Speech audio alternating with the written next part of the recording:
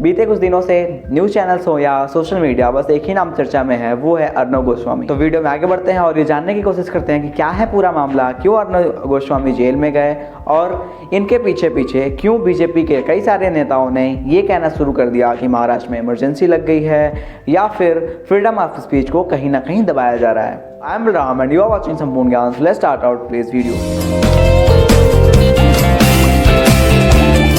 अगर हम आज से तकरीबन 2.5 साल पीछे जाएं, यानी 5 मई 2020, उस दिन अन्वय नायक नाम के एक आदमी की डेड बॉडी पाई जाती है और उसी शाम उसकी माँ की डेड बॉडी पाई जाती है उसके घर में। उसने एक सुसाइड नोट लिखा होता है जिसमें अर्नब गोस्वामी के नाम का जिक्र होता है। इनके नाम के साथ 2 नामों का और जिक्र होता है। उस नोट के अकॉर्डिंग इन लोगों ने उनसे काम कराया और उसको पैसे नहीं दिए। ये पूरा मामला महाराष्ट्र के रायगढ़ डिस्ट्रिक्ट में आता है। तो रायगढ़ पुलिस ने इस पे कंप्लेन फाइल की और उसके बाद जून 2020 में इस केस को बंद कर दिया गया, ये कहते हुए कि इसमें कोई पुख्ता सबूत नहीं मिला। अन्वय नायक की पत्नी और उसकी बेटी को बहुत ज़्यादा तकलीफ हुआ और वो ये चाहती थी कि इस केस को रीओपन किया जाए। इसी मामले में वो जब सरकार बदली, उस समय ध्यान रखने वाली बात यह है कि बीजेपी की गवर्नमेंट थी। बीजेपी और अर्नब गोस्वामी के रिश्ते को मैं ये नहीं सोचता कि आपको बताना ज़रूरी होगा, क्योंकि आपको पता ही होगा इस बारे में। तो उनकी बेटी और उनकी पत्नी ने जब महाराष्ट्र में सरकार बदली तब वहाँ के होम मिनिस्टर से मुलाकात की और इस केस को रीओपन करने की मांग की। और 2020 में इसे कोर्ट द्वारा रीओपन करने की अनुमति मिल गई। तो इसी मामले में अर्नब गोस्वामी के घर 4 तारीख को पुलिस पहुंची और उन्हें लेकर जेल में गई। पूरा मामला जिस वजह से अर्नब गोस्वामी जेल में गए। यहाँ पे एक बात ध्यान देने वाली ये है कि ये जो पूरा मामला है ये अर्नब गोस्वामी का पर्सनल मामला है। इससे उनके पत्रकारिता के बीच में कोई रिलेशन नहीं है। बीजेपी के नेताओं ने बड़े बढ़ चढ़ कर हिस्सा लिया और जिस दिन अर्नब गोस्वामी अरेस्ट हुए, मानो ऐसा लगा जैसे बीजेपी का कोई बड़ा लीडर अरेस्ट होके गया हो।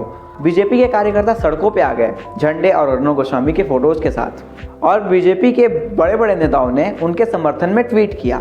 ये लिखा हुआ था कि ये फ्रीडम ऑफ स्पीच को दबाया जा रहा है, ये इमरजेंसी लागू की जा रही है। जो लोग आज फ्रीडम ऑफ स्पीच के बारे में बात कर रहे हैं ये तब कहाँ थे जब 5 अक्टूबर 2020 को एक मलयालम पत्रकार को यूपी पुलिस द्वारा अरेस्ट किया जाता है सिर्फ इसलिए कि वो करने जा रहे थे हाथरस केस को। या फिर अगस्त 2020 को जब एक पत्रकार को यूपी पुलिस द्वारा अरेस्ट किया गया सिर्फ एक ट्वीट के लिए। या फिर 8 अक्टूबर 2020 को जब एक मणिपुर के जर्नलिस्ट को अरेस्ट किया गया। या फिर जुलाई 2020 को जब एक आसाम के जर्नलिस्ट को अरेस्ट किया गया सिर्फ इसलिए कि वो कवर करना चाहते थे स्मगलिंग से रिलेटेड चीज़ों को। या फिर मई 2020 को जब गुजरात के एक जर्नलिस्ट को अरेस्ट किया गया सेडिशन लगा के, क्योंकि वो क्रिटिसाइज कर रहे थे गुजरात के सीएम को। या फिर सितंबर 2019 में जब एक यूपी के जर्नलिस्ट को सिर्फ इसलिए अरेस्ट किया गया कि वो मिड डे मील स्कैम के बारे में बता रहा था। तब इन लोगों ने क्यों नहीं ट्वीट किया, तब इन्होंने क्यों नहीं आवाज़ उठाया। रही बात अर्नब गोस्वामी की, तो किस केस में अरेस्ट किया गया है इसके बारे में मैंने आपको वीडियो के स्टार्टिंग में ही बता दिया। सबके बीच बीजेपी की एक और बड़ी नेता है स्मृति ईरानी जी, वो भी सामने आई और उन्होंने ट्वीट किया कि who speaks if you are next. मैं बस उनसे यही पूछना चाहता हूँ कि आप तब कहाँ थे जब आप ही के पार्टी की सरकार द्वारा अलग अलग राज्यों में पत्रकारों को अरेस्ट किया गया सिर्फ इसलिए कि वो मोदी जी या फिर बीजेपी गवर्नमेंट को क्रिटिसाइज कर रहे थे, सिर्फ इसलिए कि आप खुद समझदार हैं कि फ्रीडम ऑफ स्पीच कौन छीन रहा है। अब मेरे विचार में अर्नब गोस्वामी के इस पूरे मामले को जर्नलिज्म से अलग हट के देखना चाहिए, क्योंकि ये उनका पर्सनल मामला है। कहीं ना कहीं ये देखा जा रहा है कि महाराष्ट्र गवर्नमेंट द्वारा अर्नब गोस्वामी को कहीं ना कहीं फंसाने की कोशिश की जा रही है, जो कि गलत है।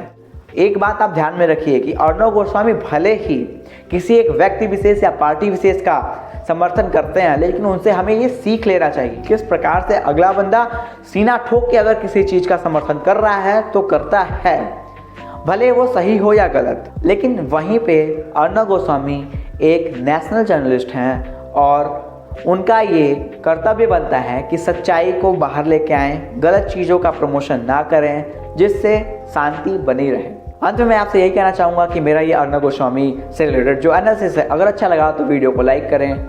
मेरा काम अगर आपको पसंद आता है तो चैनल को सब्सक्राइब करें, बेल आइकन जरूर दबाएं। वीडियो देखने के लिए आपका बहुत बहुत धन्यवाद। Thank you very much. मिलते हैं अगले वीडियो में। Bye bye.